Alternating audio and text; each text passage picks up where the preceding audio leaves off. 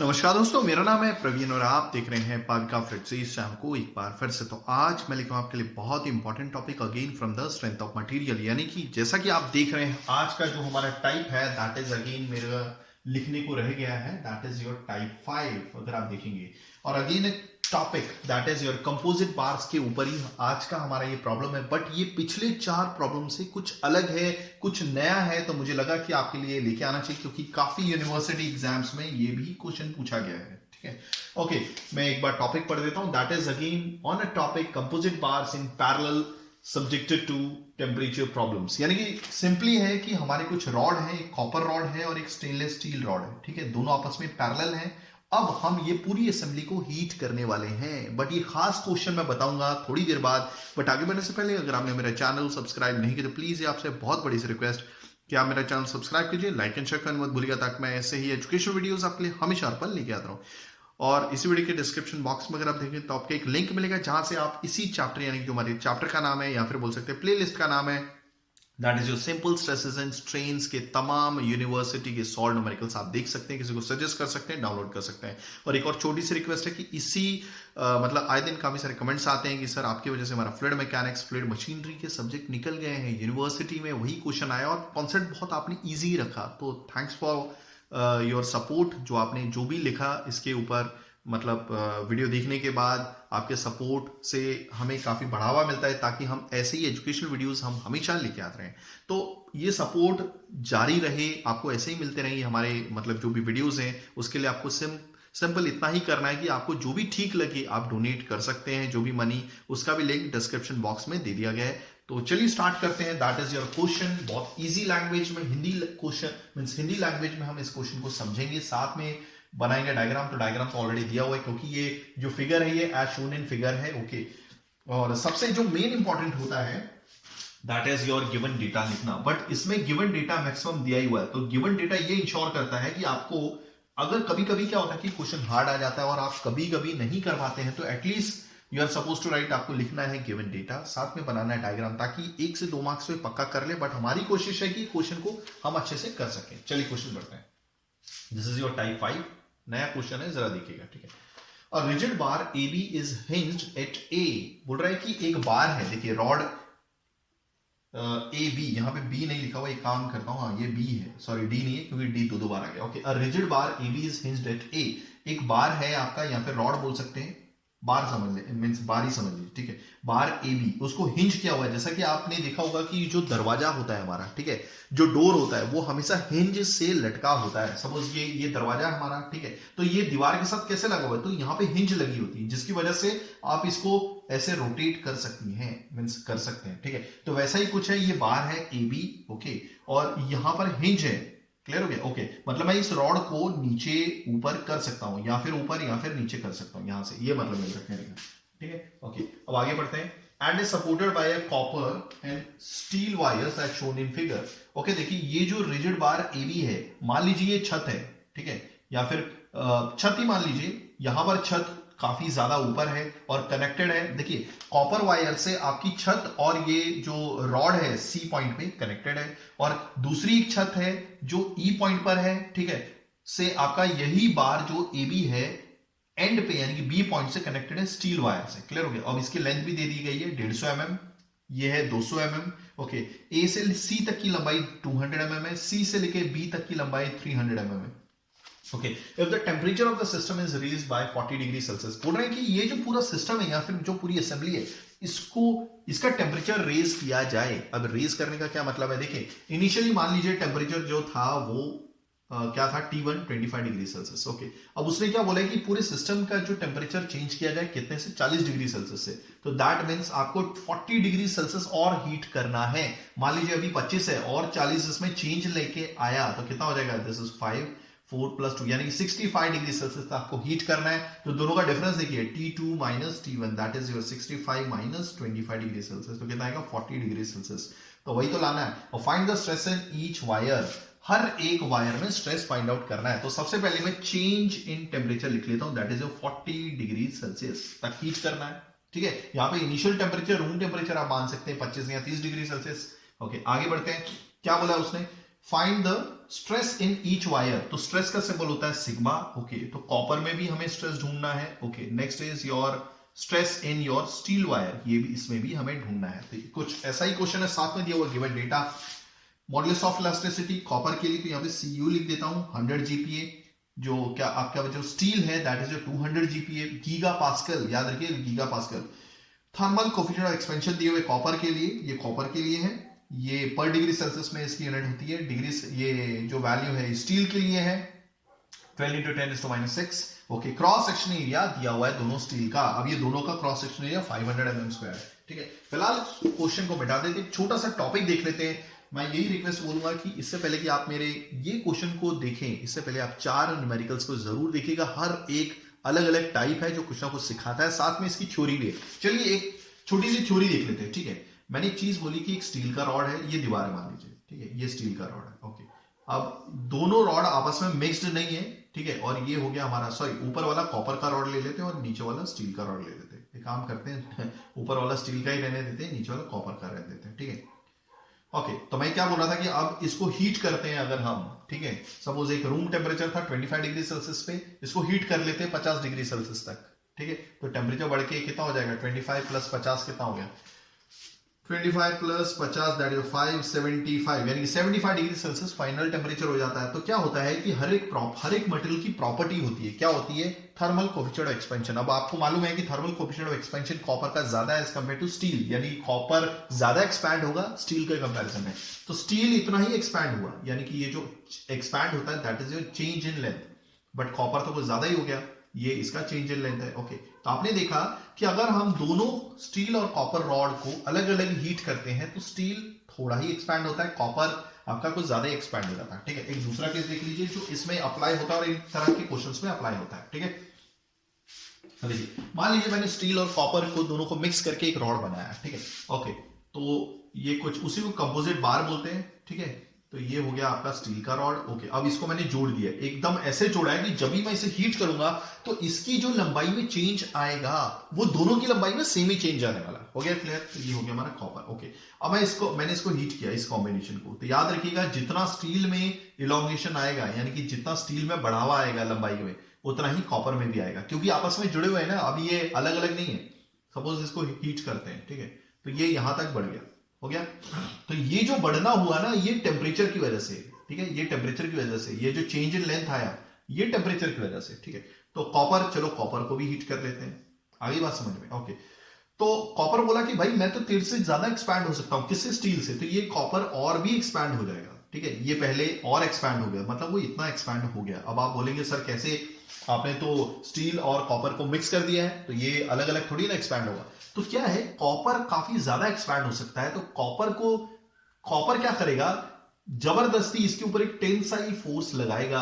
समझ में आ गया, टेंसाइल फोर्स जो खींचने का काम करती है। तो जितना वो एक्सपैंड हो सकता था वो टेम्परेचर की वजह से हो गया था, बट कॉपर तो इससे भी, तो कॉपर भी जितना पहले स्टील हुआ था उतना तक वो लंबाई तक बढ़ जाएगा, बट कॉपर इससे ज्यादा एक्सपैंड होता है, इसलिए वो और बढ़ जाएगा। हो गया, तो ये जबरदस्ती स्टील को एक्सपैंड करता है। क्यों? क्योंकि कॉपर स्टील के ऊपर टेंसाइल फोर्स लगाता है, तो इसकी वजह से ये भी एक्सपैंड हो जाएगा और एक्सपैंड होगा। तो ये जो एक्सपेंशन हुआ ये आपकी फोर्स की वजह से हुआ। ठीक है, ये जो एक्सपेंशन हुआ ये फोर्स की वजह से हुआ, ये भी जो चेंज इन लेंथ है ये फोर्स की वजह से हुआ। टेंसाइल फोर्स किसने लगाया, कॉपर ने। ठीक है, बट अब तो कॉपर और भी एक्सपैंड हो सकता है। ठीक है, तो ये और एक्सपैंड हो जाएगा क्योंकि इसका थर्मल कोएफिशिएंट एक्सपेंशन बहुत ज्यादा है। बट अब ये स्टील बोलेगा कि मैं तेरे को एक्सपैंड नहीं होने दूंगा, यानी कि आप देखेंगे कि कॉपर यहां तक एक्सपैंड हो सकता था, बट अब स्टील नहीं होने देगा। उसका एक रीजन है कि स्टील बोलेगा कि मैं तेरे को एक्सपैंड नहीं होने दूंगा, तो ये क्या लगाता है, कॉम्प्रेसिव फोर्स लगाता है।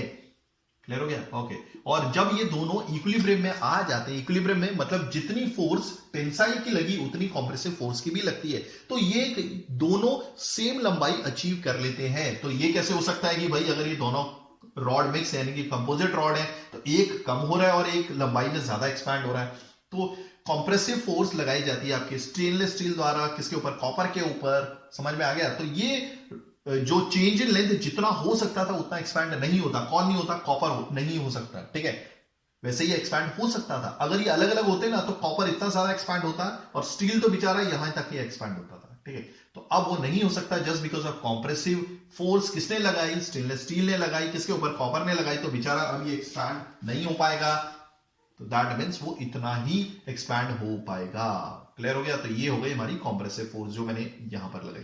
हो गया? ओके, तो यही चीज मैं समझाना चाहता था। तो ये जो पहला चेंज आता है ना लेंथ में, ये आता है टेम्परेचर की वजह से, और जो दूसरा चेंज आता है that is just because of force की वजह से, जो कॉम्प्रेसिव फोर्स लगी स्टेनलेस स्टील द्वारा कॉपर के ऊपर। सिंपल, तो यही कॉन्सेप्ट था, बाकी कुछ इतना हार्ड नहीं है। ठीक है, चलिए तो अब ये क्वेश्चन हम करते हैं। अब इसमें देखिए समझना बहुत जरूरी है। अब मैं क्या करता हूं, एक काम करता हूं, ये जो लंबाई है याद रखिएगा 200, ये 200 mm है, ये 300 mm। फिलहाल मैं इसको मिटा देता हूं, जरा ध्यान से देखिए क्योंकि हमें थोड़ा सा डेटा चाहिए। ठीक है, अगर मैं इस पूरी असेंबली को हीट करता हूं, ठीक है, तो आपको मालूम है फिलहाल ये दोनों एक्सपैंड होंगे बट इंडिविजुअली होंगे, एक जैसे नहीं होंगे। यानी कि जितना कॉपर की लंबाई में चेंज आएगा उतना स्टेनलेस स्टील की लंबाई में चेंज नहीं आने वाला। यही तो एग्जांपल है हमारा, इसलिए तो हमने टाइप 5 किया है। तो ये कुछ इस तरह से एक्सपैंड हो जाएगा। सी पॉइंट को थोड़ा बाजू में लिख लेता हूं, ये कुछ इस तरह से दिखेगा। ये कुछ देखिए, अब कौन सा एक्सपैंड होगा ज्यादा, कॉपर हो जाएगा आराम से। ठीक है, और ये कुछ इस तरह से होगा। हो गया क्लियर? ओके, तो आप देखिए ये कुछ इस तरह से ये रॉड बन जाएगा। हो गया क्लियर? ओके, तो यहां पर C है तो यहां पे C डैश दे देता हूं, यहां पे B है तो यहां पे B डैश दे देता हूं। तो मैंने सिर्फ इतना ही बोलना था कि आपका क्या बोल रहे हैं। देखिए अब आप, हो सकता है कि आपका क्वेश्चन होगा कि भाई इसमें कॉपर क्यों कम एक्सपैंड हुआ, इसमें स्टेनलेस स्टील क्यों ज्यादा हो गया। इसके पीछे एक रीजन है, क्योंकि दोनों जो रॉड है दोनों सेम लंबाई के नहीं है। ये 150 mm का है, ये 200 mm का है। क्लियर हो गया? क्लियर हो गया? आई होप आपको चीजें समझ में आ गई होंगी। और दोनों में जो लंबाई में चेंज आया ना, ये जो डेल्टा एल है, बी डैश, और ये सी डैश, ये दोनों सेम नहीं होंगे। क्लियर हो गया? क्योंकि दोनों इंडिविजुअली अलग अलग लगे हुए हैं, दोनों की लंबाई भी सेम नहीं है, दोनों अलग अलग लगे हुए हैं। क्लियर हो गया? और दोनों अलग अलग जुड़े हुए हैं आपके ए बी रॉड से, एक पॉइंट सी पर और एक पॉइंट बी पर। क्लियर हो गया? ओके, चलिए मैं इसको मिटा देता हूं। ओके, तो मैंने ऑलरेडी आपको सारी चीजें बता दी हैं। तो यहां पर जो चेंज इन लेंथ आएगा, ठीक है, मैं काम करता हूं फिलहाल तो ये मिटा देता हूं ताकि हमारे पास थोड़ी स्पेस आ जाए। अब हम इस क्वेश्चन को करते हैं वेरी सीरियसली और जल्दी फटाफट कर लेते हैं ताकि हमारा क्वेश्चन फटाफट हो जाए। Let me check everything is working fine. या ठीक है, तो जो भी चेंज आया, देखिए इक्विलिब्रियम अचीव करने के बाद, ठीक है, आपकी क्या बोलते हैं टेंसाइल फोर्स और जो कंप्रेसिव फोर्स होगी। एक काम करता हूं, इसका डायग्राम है ना यहां पे बनाता हूं। ठीक है, हो गया क्लियर? याद रखिएगा इस केस में जो भी चेंज इन लेंथ है, यानी कि सीसी डैश, ये जो भी लंबाई में चेंज आया आपके कॉपर में और आपके स्टेनलेस स्टील में, वो दोनों बराबर नहीं होगा। हम फाइंड आउट कर सकते हैं एक तरह का ट्राइंगल आप देख रहे हैं, और सिमिलर ट्राइंगल्स की प्रॉपर्टी का यूज करके, जिसमें साइड का रेशियो यूज करके हम पता कर सकते हैं कि कितना चेंज आया होगा लंबाई में। ठीक है, ओके, तो कुछ इस तरह का आपको दिखेगा। ये हमारा रॉड है, मतलब ये ए है, यही पॉइंट है ए। ओके, यहां पर आ गया हमारा सी पॉइंट, ये हो गया हमारा बी पॉइंट। ठीक है, हो गया क्लियर? ओके, अब यहां पर देखिए कॉपर के ऊपर जो फोर्स पैदा होगी यानी कि लगेगी, वो कौन सी होगी? Compressive force.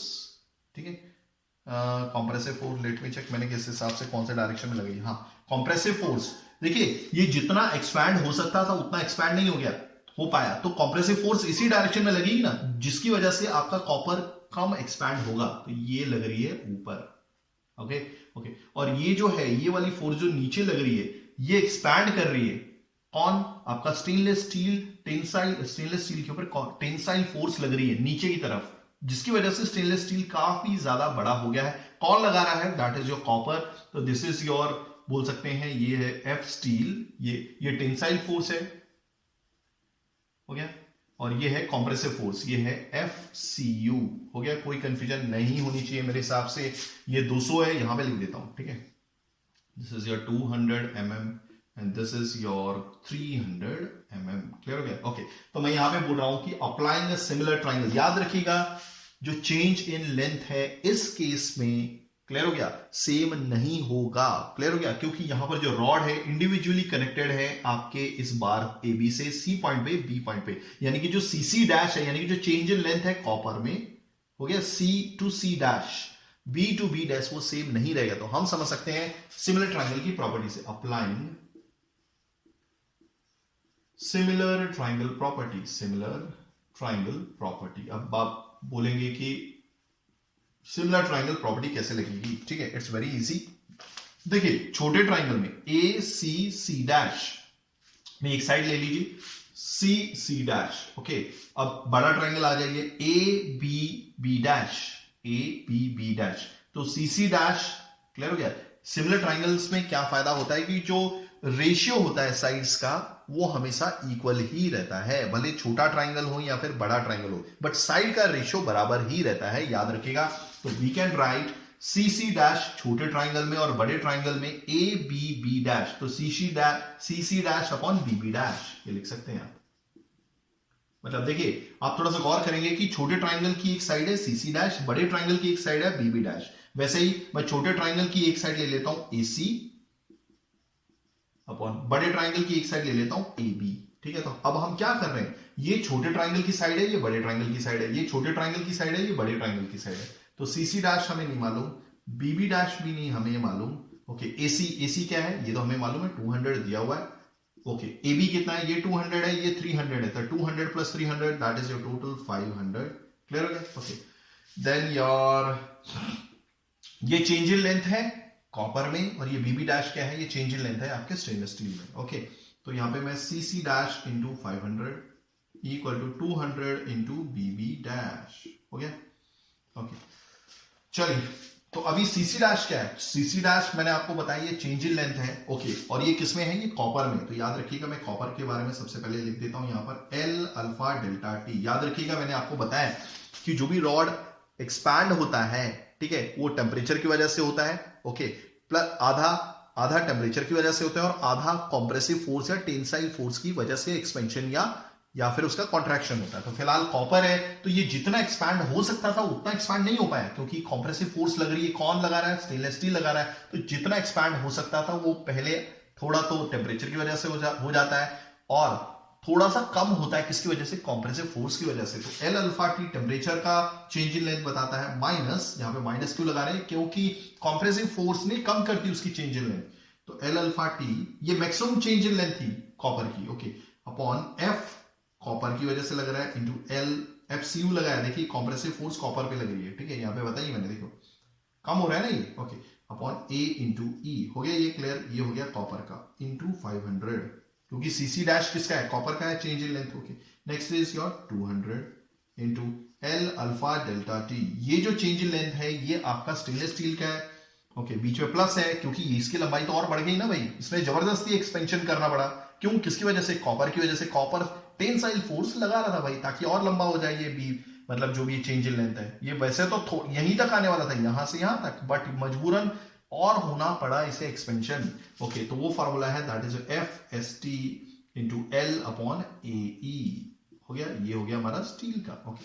चलिए अब यहां पे कैलकुलेशन कर लेते हैं, देखिए एल एल की वैल्यू कितनी है, that is your L L L is how much, ये लंबाई है कॉपर की, तो that is your 200, let me check, ये लिखा हुआ मैंने कुछ और तो नहीं लिखा हुआ, हाँ ये लिखा हुआ इंटू अल्फा, अल्फा किसकी वैल्यू है, ये कॉपर की है, कॉपर की अल्फा, ये this is 18 into 10 is to -6, okay. Delta T कहां तक हीट करना है भाई, 40 डिग्री सेल्सियस तक, हो गया, माइनस एफ सी यू हमें नहीं मालूम, एल एल कितनी लंबाई है, that is your 200 mm, okay. Area कितना है, cross section area 500 mm square, E कितना है, दैट इज 100, याद रखिएगा इसको हम लिख सकते हैं 100 गीगा पास्कल, तो हम लिख सकते हैं 100 किलो न्यूटन पर mm स्क्वायर।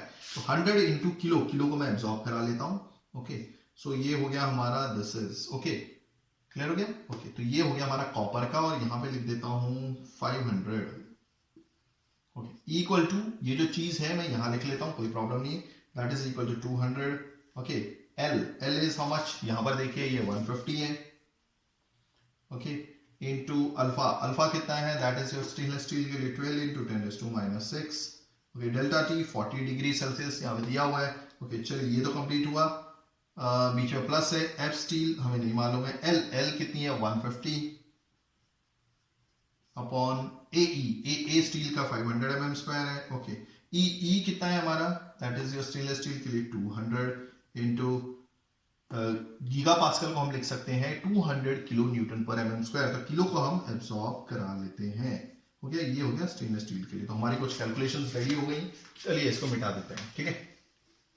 याद रखिएगा इसमें जो चेंज इन लेंथ है कॉपर में और आपका स्टेनलेस स्टील में बराबर नहीं होगा, तो हमने जो 4 टाइप पढ़े अभी तक, हमने हर जगह इक्विलिब्रियम पोजीशंस, यानी कि इक्विलिब्रियम पोजीशन एक बार वो अचीव कर लेता है, कंडीशन अचीव कर लेता है, वहां पे जो चेंज इन लेंथ है दोनों में बराबर ही बताया। बट इस केस में नहीं होगा क्योंकि दोनों इंडिविजुअली एक्सपैंड हो रहे हैं।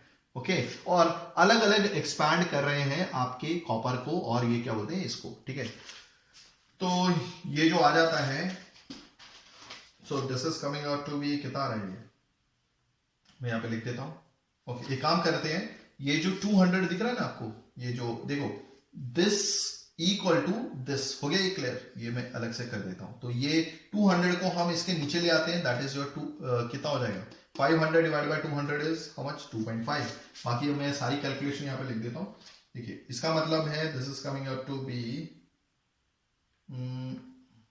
Wait a minute, okay 2.5। ये कैसे आया देख लीजिए, 500 था ना, इसको 200 से डिवाइड किया क्योंकि ये नीचे आएगा तो इसलिए 2.5 लगाया। ठीक है, ओके, देन योर इसकी कैलकुलेशन जो आ रही है, this is coming out to be 0.144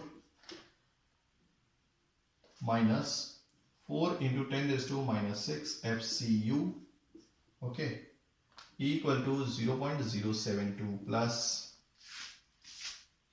1.5 into 10⁻⁶ F steel, stainless steel, मतलब स्टेनलेस स्टील के ऊपर पड़ने वाली फोर्स है। ठीक है, ओके, अब मैं क्या करूंगा, सिंपली इसको अंदर मल्टीप्लाई कर देता हूं। This is coming out to be 0.36 minus FCU 4 into 10⁻⁶ into, याद रखिएगा। ठीक है, 4 नहीं लगाता यहाँ पे, 4 लिखता ऐसे, FCU बाद में लिखा था, काम करता हूँ बाद में लिखता हूँ, क्यों कंफ्यूजन करना। ठीक है, इक्वल टू, ये अंदर मल्टीप्लाई कर दिया, अब इससे भी मल्टीप्लाई होगा तो कितना आएगा भाई, वेट अ मिनट, हाँ इससे मल्टीप्लाई होगा तो यहां पर सिर्फ 1 ही आएगा। क्लियर हो गया, okay, equal to 0.072 plus 1.5 into 10⁻⁻6 F stainless steel, हो गया।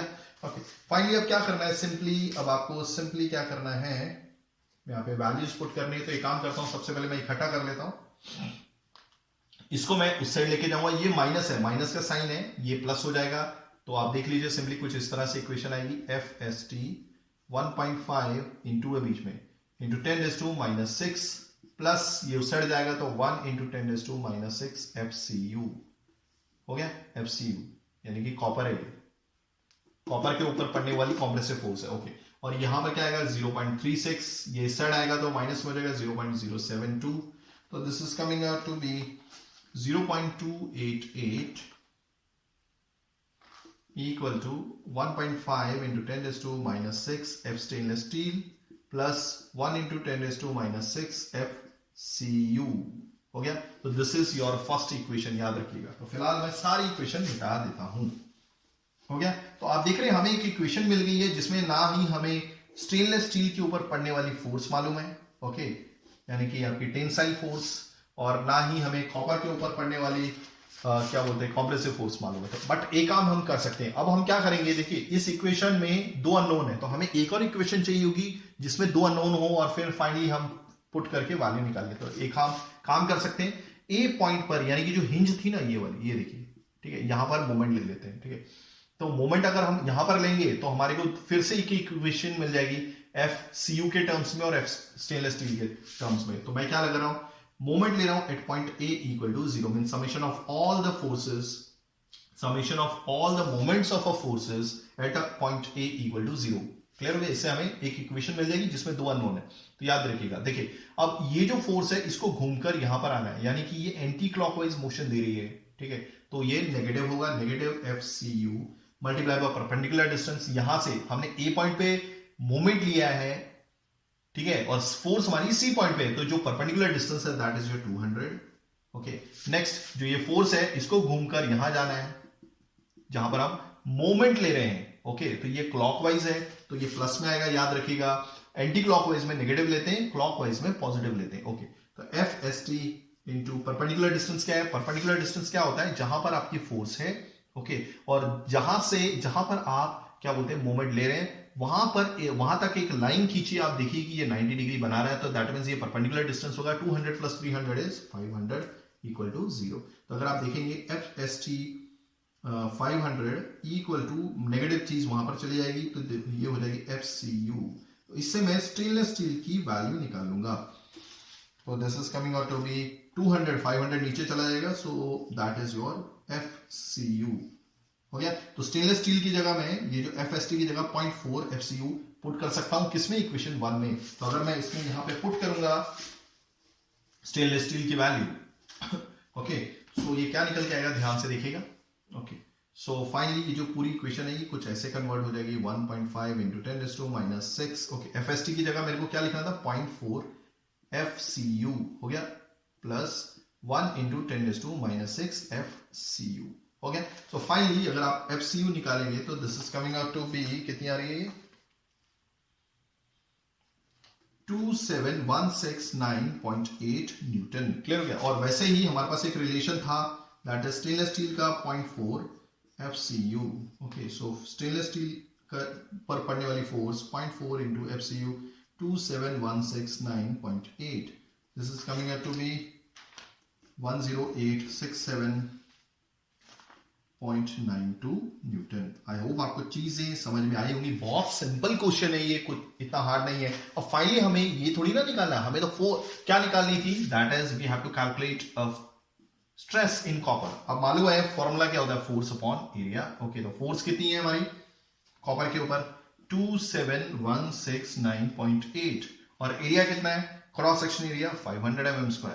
ठीक है, so this is coming out to be 6 sigma on copper, this is coming out to be, copper के ऊपर कितना आ रहा है, 54.34 यूनिट। क्या है इसकी, न्यूटन, नीचे वाले की mm², तो न्यूटन पर mm² आएगा। वैसे ही मैं यहां पर निकाल देता हूं, स्टेनलेस स्टील के ऊपर फोर्स अपॉन एरिया, फोर्स कितना आ रहा है, that is your 10867.92। Okay, area is 500 mm², तो this is coming out to be 21.735 newton पर mm²। अगर आप मेरा वीडियो एंड तक देख रहे हैं तो thanks for watching. I hope आपको चीजें समझ में आई होंगी, और मैं ऐसे ही एजुकेशनल वीडियोस लेके आता रहूंगा। आज का जो हमारा वीडियोस है मीन्स 2020 की दिवाली के जस्ट एक दिन बाद बना है। So happy Diwali guys once again, और कोरोना से अपना बचाव रखिएगा। मुझे एक संदेश तो लेके आना चाहिए था, बट मैं किसी वजह से नहीं कर पाया है मीन्स वीडियोस, और मेरे वीडियोस भी काफी टाइम बाद आ रहे हैं और काफी दिनों बाद आते हैं, फिलहाल आपने देखा होगा। तो मैं कोशिश करूंगा कि हर दिन एक वीडियो लेके आऊं। थैंक्स फॉर वॉचिंग, धन्यवाद, थैंक यू, धन्यवाद।